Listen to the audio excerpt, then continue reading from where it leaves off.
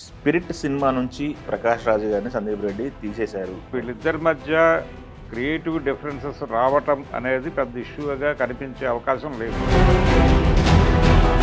తను చెప్పదలుచుకున్న విషయాన్ని రూటెడ్గా చెప్తాడు. పర్టికులర్గా వీళ్ళిద్దరూ భిన్న ధృవాలు. ఆ ఐడియాలజీకి ప్రకాష్ రాజ్ ఐడియాలజీకి చాలా తేడా ఉంది. ఏ ఎమోషన్ అయినా పీక్ లెవెల్ ఉంది. ఆయన భావజాలానికి వ్యతిరేకమైన పాత్రలు అనేకం చేశాడు ఆయన. ఎలా ఎక్స్ప్రెస్ చేయాలి అన్న దగ్గర కూడా వాళ్ళిద్దరి మధ్య తేడాలు ఉన్నాయి. చిత్రీకరణకు సంబంధించి మీరు కలగజేసుకోవడం సబబు కాదు అన్న పద్ధతిలో వ్యవహరించి ఉంటాడు. కంటెంట్ కంటే కూడా ఎలా చెప్పాలి అనే పద్ధతి దగ్గర డిఫరెన్సెస్ వచ్చాయనుకుంటున్నాను. భరద్వాజ గారు, స్పిరిట్ సినిమా నుంచి ప్రకాష్ రాజ్ అవుట్, ప్రకాష్ రాజ్ తప్పుకున్నారు, లేకపోతే ప్రకాష్ రాజు గారిని సందీప్ రెడ్డి తీసేశారు, ప్రియాంక అనేది తీసేసినట్టు అని చెప్పేసి మాట్లాడుతూ ఉన్నారు. అవును, అంటే ఒకటి అంటే ఇంకొకటి విన్నాను, ఇది ప్రకాష్ రాజు గారు తప్పుకోవడానికి అసలు కారణాలు ఇవే అని చెప్పి కూడా వార్తలు సర్క్యులేట్ అవుతున్నాయి. అయితే ప్రకాష్ రాజ్ గారి వాయిస్తోనే ఇంతకుముందు వచ్చినటువంటి వాళ్ళ మెటీరియల్ క్లిమ్స్ బయటికి వదిలేరు. ప్రకాష్ రాజ్ గారి వాయిస్తోనే ఉంది అది.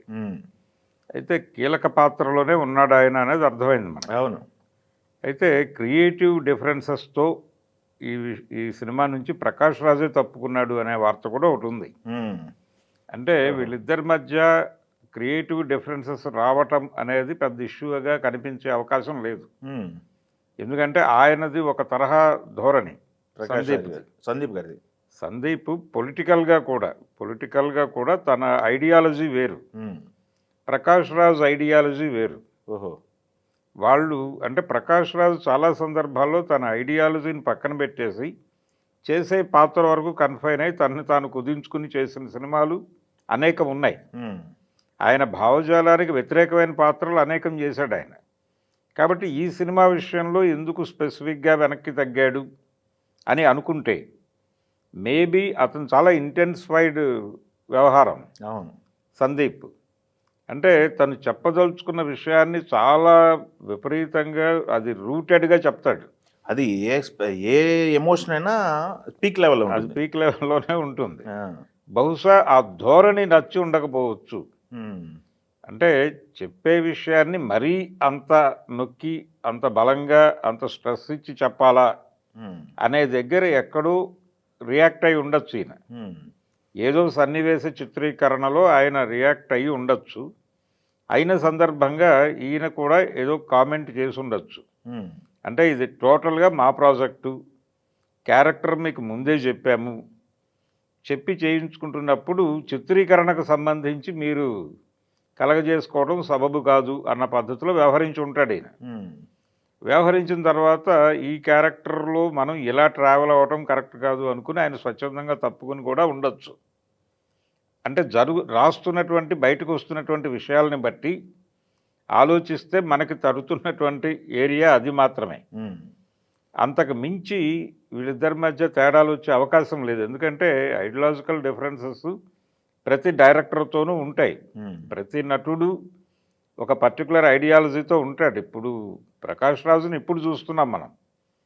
గతంలో నాగభూషణం గారికి కూడా ఒక పొలిటికల్ ఐడియాలజీ ఉండేది. కానీ ఆయన సినిమాల్లో చేసే పాత్రలకి దానికి సంబంధం లేదు. ఆ పాత్ర పరిధిలో ఆ క్యారెక్టర్ని అక్కడ వరకు చేసి వచ్చేసేవాడు ఆయన.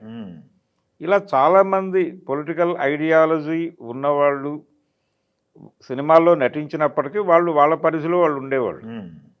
ఇక్కడ కూడా అదే. కానీ ఇక్కడ పర్టికులర్గా వీళ్ళిద్దరూ భిన్న ధృవాలు. ఈ భిన్న ధృవాలు అయినప్పటికీ కూడా క్యారెక్టర్ చెప్పినప్పుడు చెప్పిన డోసేజ్, చిత్రీకరణలో నడుస్తున్నటువంటి డోసేజ్కి తేడా వచ్చి ఉండొచ్చు. ఆ తేడా రావటం వలన ఆయన రియాక్ట్ అయి ఉండొచ్చు కూడా. అలాంటి డిఫరెన్సెస్ ఏవో అంటే ప్రతి ఒక 2-3 సీన్లు ఆయన అభ్యంతరం చెబితే ఈయన కూడా అలా కాదు, అంటే నేను అనుకున్న పద్ధతిలో సినిమా మొత్తం ఆ ఫ్రేమ్లో రావాలి అనుకునే డైరెక్టర్ సందీప్. అవును, ఇద్దరు ముక్కుసూటి మనుషులే కదా. అదే ఆ ధోరణిలో ఎక్కడో వాళ్ళిద్దరి మధ్య క్రియేటివ్ డిఫరెన్సెస్ వచ్చే అవకాశం అయితే ఉంది. అదే ఆయన ఒక సందర్భంలో చెప్పారు, నా మాట నేనే విన్ను, ఇది యానిమల్ ట్రిమ్ చేద్దామని కూర్చుంటే అవును. 2 సార్లు కూర్చున్నా కానీ 3 నిమిషాలు 2 నిమిషాల కంటే ఎక్కువ ట్రిమ్ చేయలేకపోయాను అని మాట్లాడారు ఆయన. అవును. Full length movie. అంటే హై వోల్టేజ్లో వెళ్తుంది సినిమా.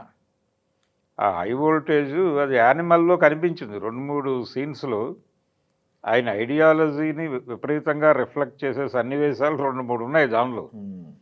ఆ ఐడియాలజీకి, ప్రకాష్ రాజ్ ఐడియాలజీకి చాలా తేడా ఉంది.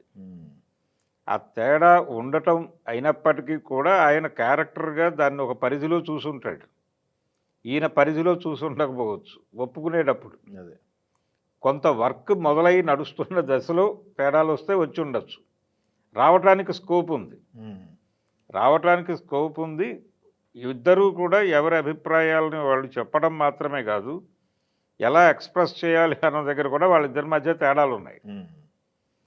కంటెంట్ కంటే కూడా ఎలా చెప్పాలి అనే పద్ధతి దగ్గర డిఫరెన్సెస్ వచ్చాయనుకుంటున్నాను నేను. కంటెంట్ ఆల్రెడీ చెప్పుంటాడు ఆయన. దాన్ని అంగీకరించే క్యారెక్టర్‌లోకి దిగాడు ఈయన. అదే. ఆ చెప్పే ధోరణితో గొడవలు. మరి ఇలా చెప్పాలా అన్న దగ్గర ప్రాబ్లం. ఇప్పుడు ప్రకాష్ రాజ్ బయటకు వెళ్ళిపోయాడా లేదా అంటే ఇది అధికారిక సమాచారం కాదు. అదేలేండి. బయట నడుస్తున్నటువంటి స్పెక్యులేషన్. అంటే మనకి నిప్పు లేకుండా పొగొస్తుందా అనే సిద్ధాంతం ప్రకారం నిజమని నమ్మటమే ఇది. అదొకటి, అవకాశాలు ఎక్కువ ఉన్నాయి కదా, ఇద్దరు ముక్కుసూటి మనుషులే, అవకాశాలు ఎక్కువ ఉన్నాయి కాబట్టి ఒకవేళ ఏదైనా ఘర్షణ పడి బయటకు వచ్చేసి ఉంటాడు అనేది ఒక కాన్ఫిడెన్స్. కాబట్టి ఈ కాన్ఫిడెన్స్లో నుంచి చూస్తే ఇక్కడ కూడా ఆల్టర్నేటివ్ ఇంకొకళ్ళని తీసుకోవాలి. ఆ క్యారెక్టర్లో అంటే ప్రకాష్ రాజ్ స్థాయిలో నటించే వాళ్ళు జాతీయ స్థాయిలో చూస్తే దొరికే అవకాశం ఉంది. అదే. అంటే ఏదో ఒక ఏరియా నుంచి ఇంకొక ఆర్టిస్ట్ని కుపప్ చేసి వాడచ్చు, చేయటానికి స్కోప్ ఉంది. కానీ ఆల్రెడీ షూట్ అయిపోయినటువంటి సన్నివేశాల పరిస్థితి ఏంటి, వాటిని మళ్ళీ రీషూట్కి వెళ్ళాల్సి వస్తుంది. అందుకని కాంప్రమైజ్ జరిగినా జరగచ్చు.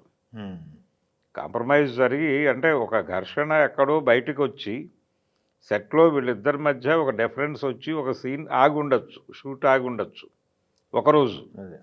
దాని నుంచి ఎవరో ఈ సందర్భాన్ని లీక్ చేసి ఉండొచ్చు బయటకి.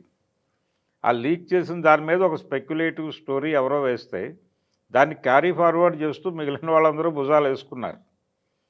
కానీ అక్కడ వాళ్ళిద్దరి మధ్య ఒక 2 రోజుల తర్వాత సర్లే కానీ అని ఆయన అలా కాదులేండి కొంచెం ఇలా వెళదామని ఈయన ప్రపోజల్ చేసుకుంటే మళ్ళీ కలిసి వర్క్ చేస్తారు. ఒకరోజు ఘర్షణ పడ్డవాళ్ళు రెండో రోజు అదే ఘర్షణతో ఉండాలని రూల్ ఏం లేదు కదా.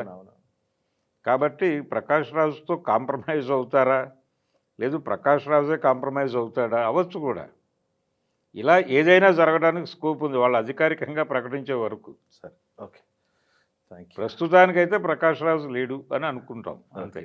Thank you.